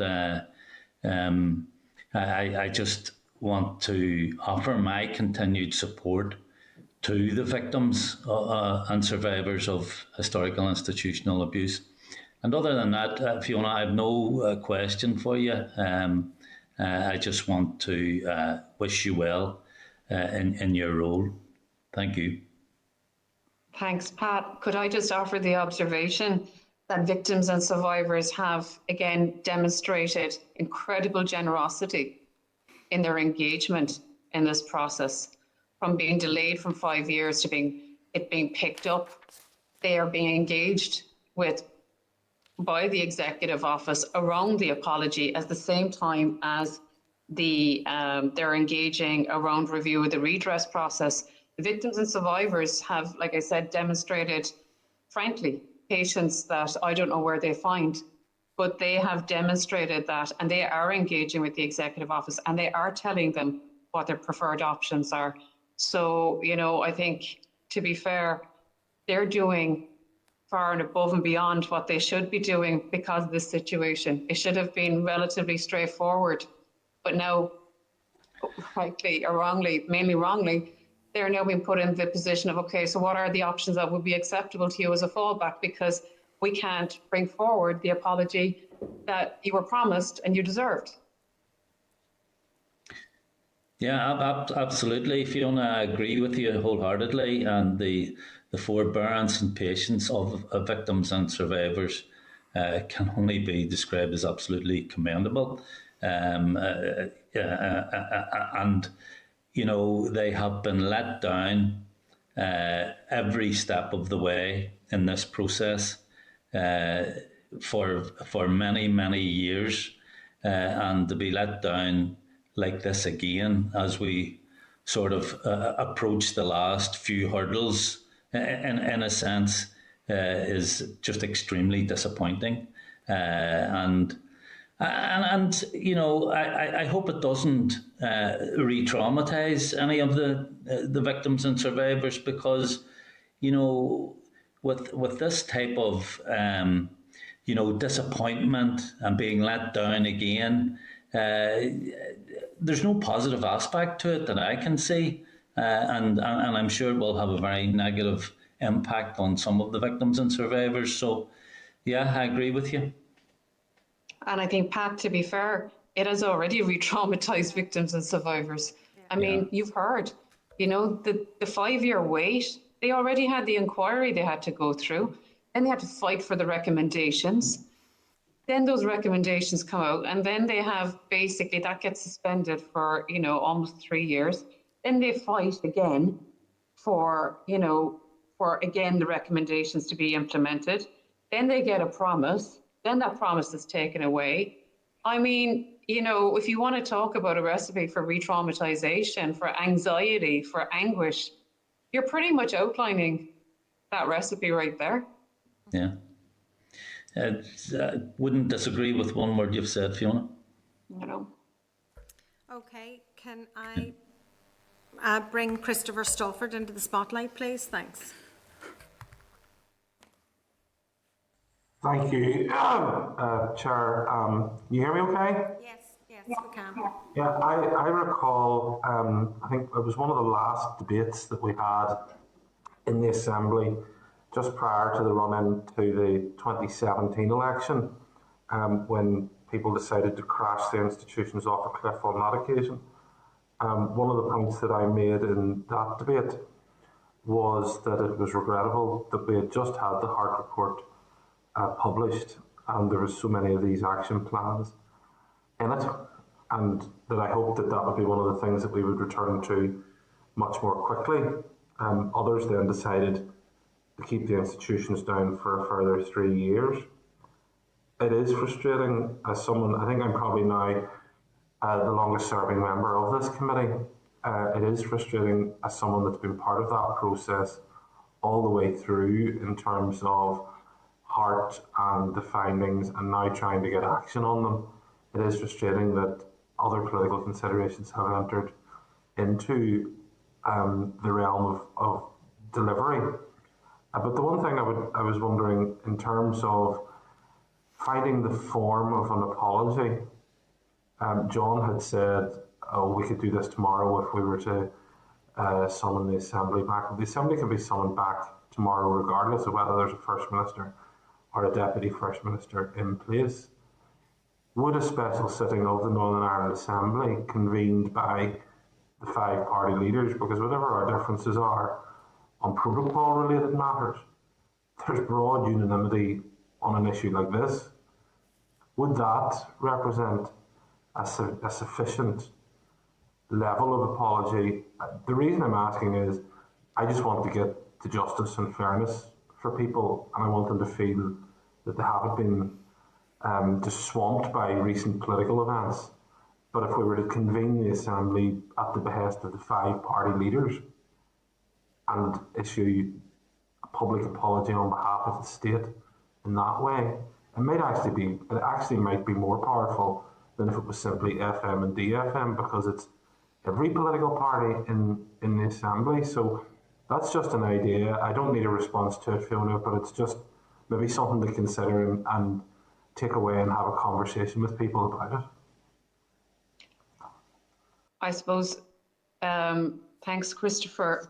My thoughts were initially when you were saying that, I think that any option... I fell out. Sorry, the connection cut off on me there just literally after I'd finished. Sorry, Fiona, go on ahead. I thank you for your comments, and while you're saying you don't need a response, I suppose I feel kind of beholden to say that I think, again, I go back to first principles, that the victims and survivors are the most important people in the whole process, and it's up to them to give due consideration to, if they choose to give consideration to that as an option. It's outside my remit, obviously, to comment on, I guess, the political configuration. I would, however, gently remind the committee, that the actual recommendation as set out in the Historic Institution Abuse Inquiry is that it is the Northern Ireland Executive and those who are responsible for each of the institutions investigated by the inquiry where they found systemic failings that should make a public apology. So while I accept you're looking at the political side, there is also very much the institutions that are required to make an apology, so I think that needs to be borne in mind as well.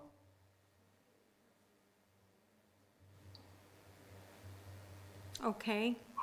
Can I bring Emma Sheeran into the spotlight, please? Thank you. Thank you, Chair, and thank you, Fiona.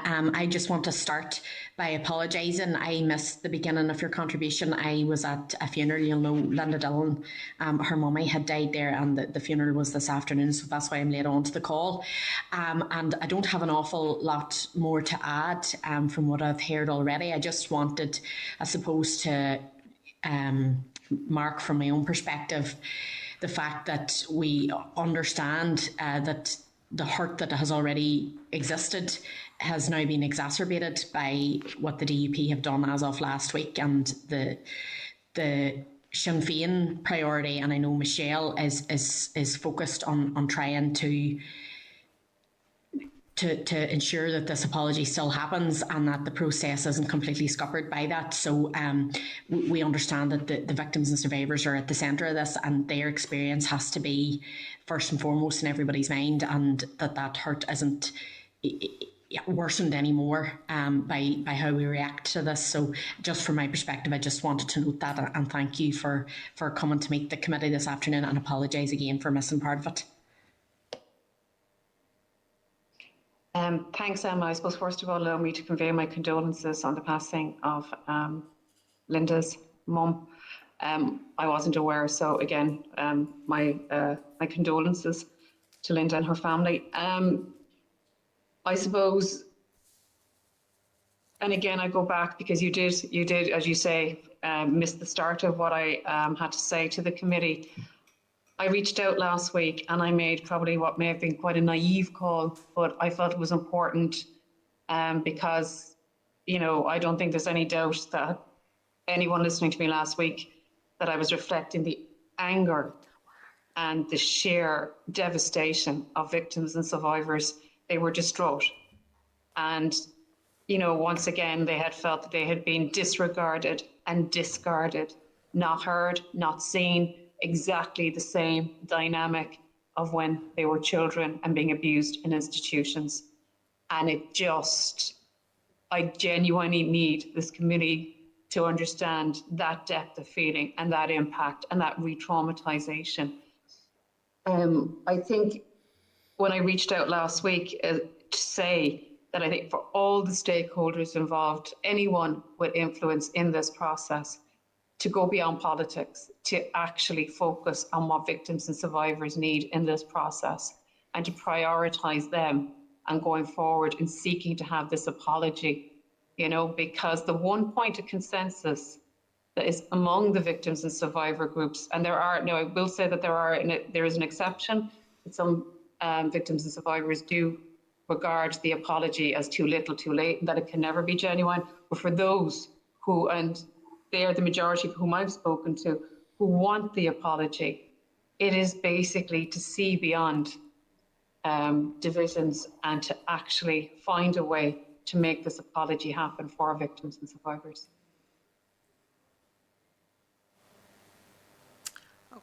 Okay. Can I just come in just for a point of clarification in my own head, Fiona? So lots of iterations of the actors of the apology have been muted. And the one thing that I'm taking from you is that it must be as close as possible in spirit to the recommendations made in the Hart report in relation to the executive and the institutions. And that was really an answer to Trevor's question when we were talked about party leaders. And my thoughts, and they are my thoughts, and they don't really matter here, but my thoughts are party leaders are what they are. They're party leaders. They're not the state representatives. And therefore, executive ministers are. And therefore, does party leaders actually, represent the spirit of the Hart recommendation? And again, just on Christopher's suggestion, like a specially convened assembly or a plenary, in which everybody gets up and jumps up and down for 5 minutes and talks about it, and etc. etc. That's not what we're talking about. We're not talking about a conversation. We're talking about a state apology. We're talking about the state saying to people, we did you harm. We did you, deep and lasting harm. We traumatised your childhood. We removed your childhood from you. This is having an impact on your past, and on your today, and in your future. And political party leaders, in my mind, those are not the actors that we need to say those words. And neither is a sitting of a plenary, in my mind. If we are going to an apology, we have to keep it as close and as true to the apology that we all envisaged for the victims. It has to be fulsome, and nobody can walk away from it feeling that the state were not engaged, were not part of the process. And so we have talked about the executive ministers, we've talked about the Secretary of State, we've talked about our civil service at the very highest elegance. It can be all of them. But at this particular moment in time, unless things change tomorrow, it probably can't be the First Minister and Deputy First Minister, because the First Minister, and Pat is right, the First Minister chose to walk away. And he is right, and I don't think John, in fairness, he wasn't responsible either. So we do know where the fault line lies, but we don't. That's done. We need to find a way of meeting the needs of the apology. And from your briefing, my instruction from victims via your advocacy and articulated so well as always, and from our conversations with victims themselves, is the 11th of March is there, it's in view, and we as a collective and the Executive Office and the most senior officials in that office need now to look at all of that is on the table and come back to yourselves and to the victims and find a consensus that at maximum pleases the majority, and there is a consensus around that. Would that be a fair summation of what my understanding of what you're saying in relation to that apology in the context of the spirit? I think it's a very fair summation, Chair, in that, again, and I go back, I'm reading from the original text, but it is that the Northern Ireland Executive and those who are responsible for each of the institutions investigated by the inquiry where we found systemic failing should make a public apology. The apology should be wholehearted and unconditional, and it should be a recognition that they failed to protect children from abuse that could have and should have been prevented and detected. I think, we have to understand that apology in this context is part of the state's reparations framework to victims and survivors. It's part of the state living up to its, frankly, its responsibilities, but also in the context of human rights, that it acknowledges that victims and survivors of institutional child abuse did have their childhood stolen from them, did suffer horrendous abuse in institutions, and that this is why Sir Anthony Hart recommended that the state and the institutions and the state in the form of the Northern Ireland Executive issue a wholehearted, unconditional apology to victims and survivors. And I think that's, it's pretty much laid out there, the importance, the symbolic importance of who makes this apology, what are they apologising for. We know that the most important people in this process are the victims and survivors. They are the people to whom the apology is being offered.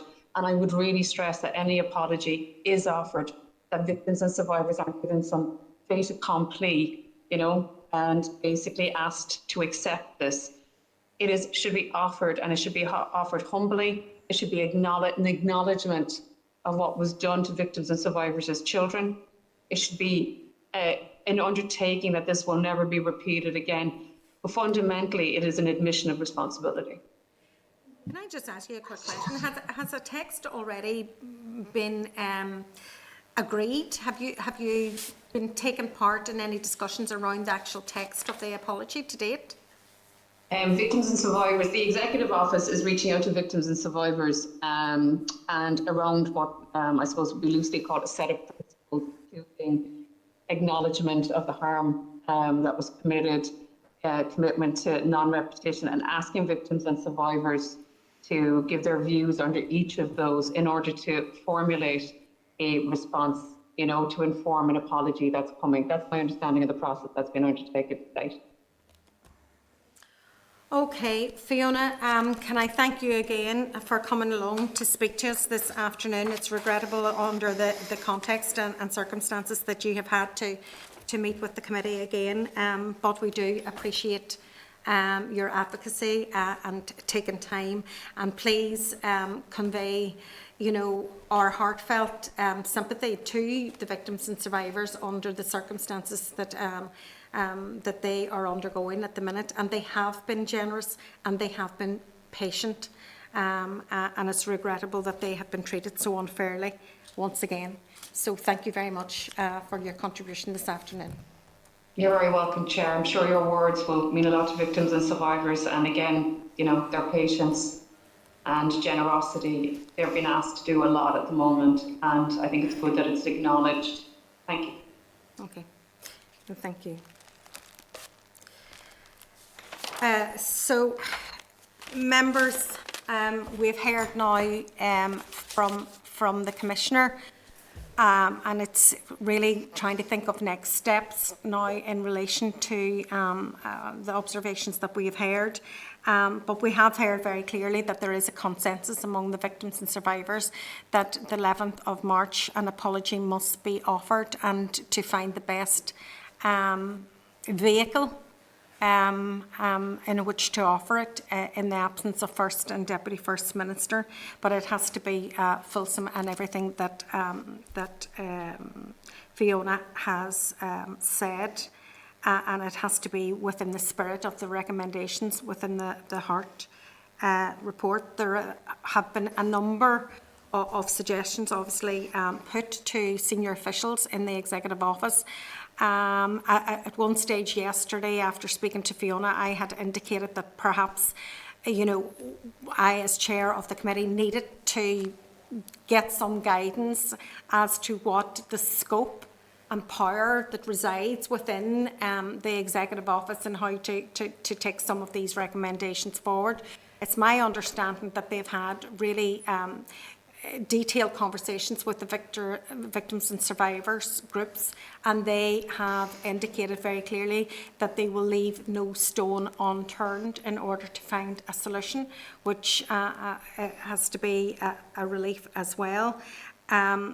I suppose what I'm really asking, within the context of what we've heard, is there a consensus among us as a committee that the 11th of March is a date that a public and fulsome apology should take place going forward? Is that a recommendation or an ask that we make to the department? Chair, I think that's absolutely essential. Clearly delay would be a long delay. I think we have to accept the views of the Commissioner and apparently the victims and survivors themselves, and make sure that we do the best we can on the 11th of March. Yeah, would it be worthwhile to have a quick session in private about this? Session in private? Well, we can. We can go into closed session if you want. Like, we can go to broadcasting if you want to. Well, I would recommend that if it's possible, yeah. Okay, there has been a recommendation on the floor that we go into a closed session to have a short conversation in regard to the next action. Are members happy to do so?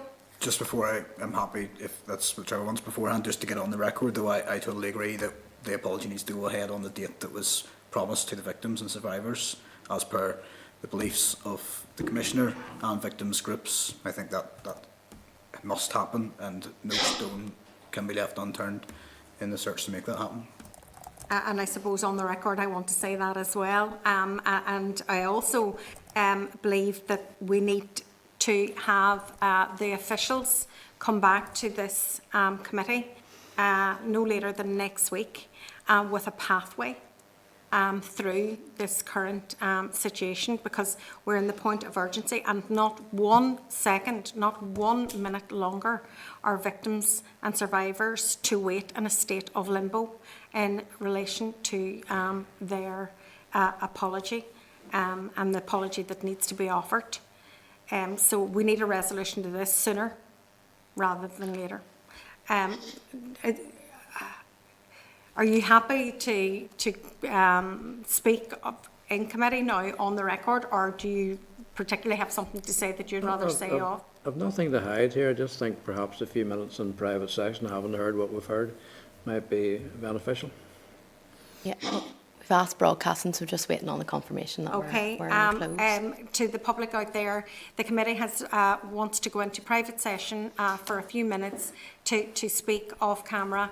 And we'll be back with you shortly.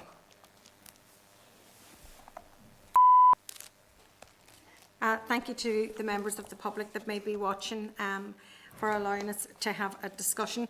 And members of the public will realise that we are in new territory here, and we went into private session because there is concern amongst us all just of what the particular legal aspects of all of this is, and what constitutes, what we can ask from the department and what can be delivered from the department. And I think what we have decided is that we need more information from the department and from the senior officials that are involved in the preparation of this public apology. Obviously, a lot of work has taken place to date, and we need to have an understanding of what format that work and where that work rests at the moment, and what format that the apology was going to take as it stands. So we are going to write to the department and ask them to give us a written briefing on the current status of the apology, and to give us legal guidance as to what is possible that will fulfil the recommendation that was made within the Hart recommendation. So what constitutes, or what could possibly constitute an executive apology. So we are going to make that request, and hopefully we can have a meeting with departmental officials between now and our next meeting, if that can take place after discussions with the victims groups. Okay, thank you. Okay, we're going to move on now to the next item on the agenda, which is item number 7. Can I refer members to pages 216 to 221 of the meeting pack for the forward work programme? And can I seek agreement to invite the Transfer Representatives Council to brief the committee on the Fair Employment School Teachers Bill? And if they're content to note the remainder of the forward work programme. I would put in one caveat there.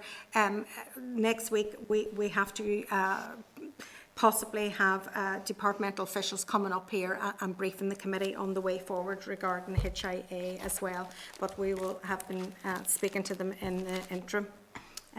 Could I add to that point? Touching on what Trevor said earlier, is there a way of inviting along the Equality Commission as well to maybe do 2 in 1? I'm conscious that this is a worthwhile bill, but it's a very small one, so the discussion might be quite limited, so we could squeeze in more.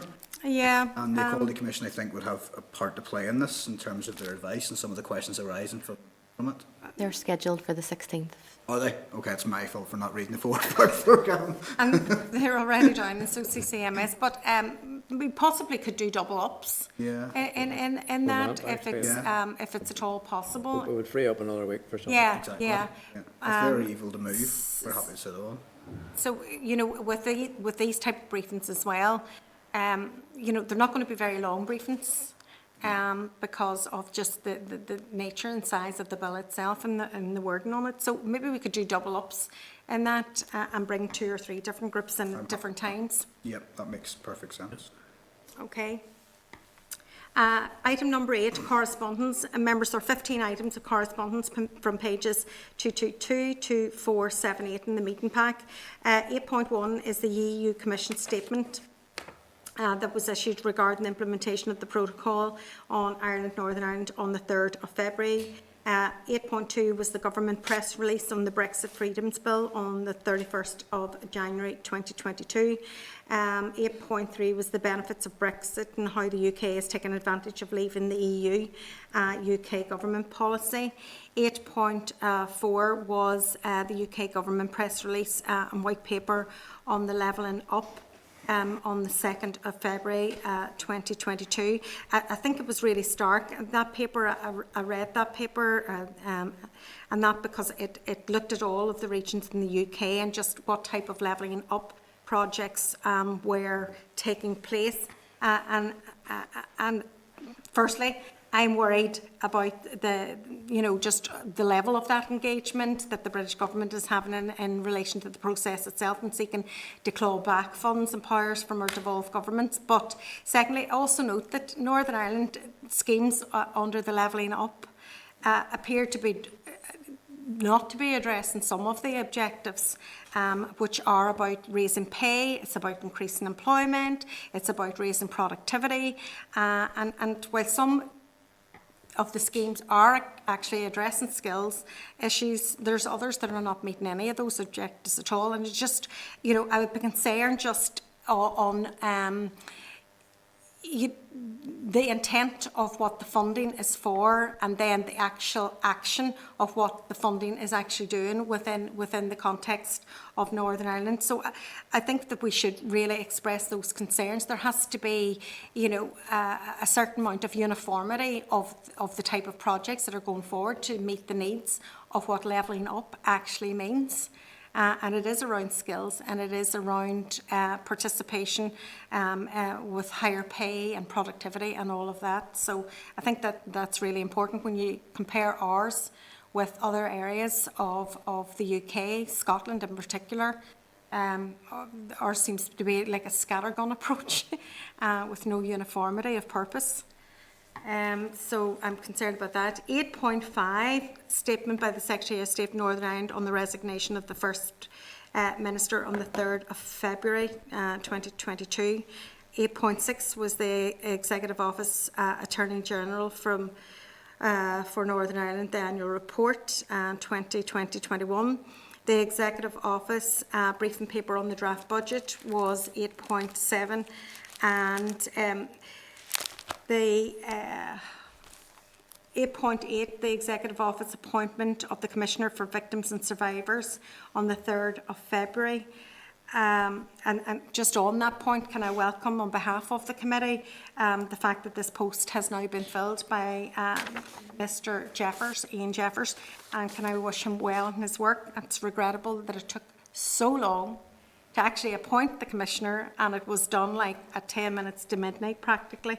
On the day that the First Minister had resigned. So things can happen very quickly in the end. It's regrettable it took so long. 8.9, the Executive Office press release again on the appointment of the Attorney General, the same applies. 8.10, the Executive Office response in regards to the Common Frameworks Programme. 8.11 was the Committee for Finance in relation to the Research and Information Service briefing on the COVID spending.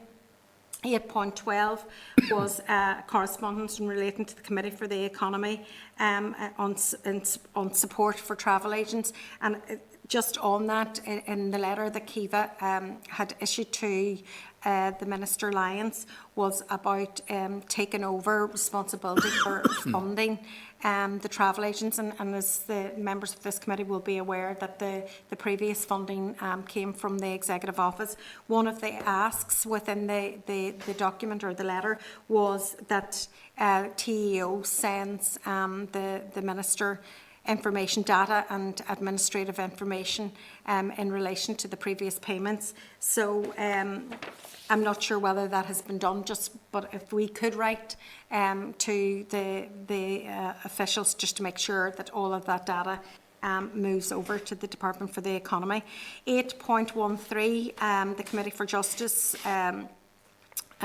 correspondence in relation to the Troubles Permanent Disablement Payment Scheme.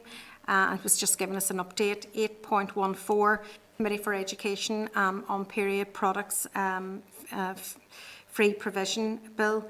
Again, this was a letter that came from the committee. Members with no government department actually putting their hand up and being prepared to engage with this bill. It was an ask to the Executive Office that had been approached to ask would they respond to the Education Committee report and possibly head up that government or departmental responsibility. I don't know if that can happen now in the absence, or that ask can happen in the absence of a First and Deputy First Minister. But again, I would like officials to maybe respond to that and let us know what the current situation is. Correspondence. Could I just come in on that? Yeah. Correspondence, because It's been going through this bill has been going through the Education Committee. Yeah. And originally it was the Health Committee which was expected to take lead responsibility. But the week before the committee finalised its report, officials from the Health Department came in and said that they were very reluctant to take on the lead responsibility. So I suggested then, after a discussion with Michelle O'Neill, who's very supportive of this bill, that how would the TEO respond to being asked to take on the lead role, and she was fairly positive about that, and so the committee decided that they would write the TEO. Unfortunately, the following day, the First Minister resigned. Now, clearly, it can't go to the TEO. There's still the potential of another department taking the lead, whether it's health, education, communities, I don't know. But there are two problems. First of all, one department has to coordinate the response at consideration stage, and then a department has to take on the role of the lead role for the provision of period products. So there's two sort of separate and distinct roles. That's not to say the same department couldn't do both, but those are the problems that we're facing on this. Thanks. Okay. I suppose because the letter is in correspondence, I would seek that the officials would respond back to the Committee for Education that has sent the request. But yeah, there's a clear difficulty there at this point, and there's multiple. It's kind of just cross-cutting as well, Pat. It could rest in a number of places. Yes, absolutely, and that was why I suggested that the Executive Office actually take on responsibility because of the cross-cutting nature of this. Yeah. But that's no longer an option. Okay. Chair, what is the state of play? Pat might know. The current state of play is the bandwidth now left in the legislative timetable to get this through? Just wonder, would it have to be taken immediately? Or it's finished committee stage, Pat, did you say? Yes, it's finished committee stage, so it goes to consideration stage now. I think there is enough time to get it through, but given the difficulties in getting the lead department, it could possibly slow things down. I don't know, but I think it's a very worthwhile bill. I think it would be an absolute disgrace if it fell at this stage because of the difficulties around designating a lead department. And I'm sure the committees, at this point are well aware of the circumstances, so it'll be discussed in detail, but it probably came too late for that direction to be given. Okay. The issue around it being and going through the Education Committee, when Health was sort of nominated initially as the lead department, Health Department had too much legislation to deal with, so it was handed over to the Education Committee, and that's why it's in there. That's another reason it would have been good here, because we have more bandwidth, again, as a committee, because we're not scrutinising as much legislation as some of the other committees. Again, pardon my ignorance, but if another department takes it over, does the Scrutiny Committee for that department have to do a committee scrutiny of it, or can that be taken as read from the previous committee? Oh, I think it's taken Yes, as read. no, the scrutiny from the Education Committee suffices. It can just carry on at the normal passage through consideration, further consideration, and final stage. So. Okay. 8.15, Commissioner for Survivors of Institutional Childhood Abuse Response, and that was the views on memorial, which was discussed earlier. Just to remind members, the committee wrote to the First and Deputy First Minister last week on the implications of the potential collapse of the executive and the planned 11th of March apology, and within that context we talked about the memorial as well. So we had an extensive response, as I say, that was in our packs, and we've discussed it already. So item number 10, are members content, sorry, to note the rest of the correspondence? Yep. Okay. Item number 9, any other business? If members have no other business? Just one, Chair. Yeah. Just to tidy things up, can we write to the Permanent Secretary and ask for a list of orders or directives that might have been signed off by the First and Deputy First Minister before the Ministers were forced to resign or resigned? Yeah, possibly regarding just the opening statement in relation to the Chair's business, where we're asking the status of absolutely everything, then we could ask in that letter as well, just the what has been signed off. If we could list all of that as well. Because we know that, I think I named 3 or 4 earlier that we know were signed off in those minutes, just if there's anything else. Yeah. Okay. Because obviously the direction of travel would now be the Permanent Secretary based on any of the So if we could get that comprehensive list of all of that within the context of it. So thank you to everybody today for your contribution, and thank you to the team in the clerk's office. And you will note that Michael is still working from home, and thank you to Sarah Ann, who's in the hot seat again this week. So the date and time and place of the next meeting will be Wednesday the 16th of February at 2 p.m. Back here in room 30. So thank you very much. Thank you. Is the Northern Ireland Assembly Committee Room 30.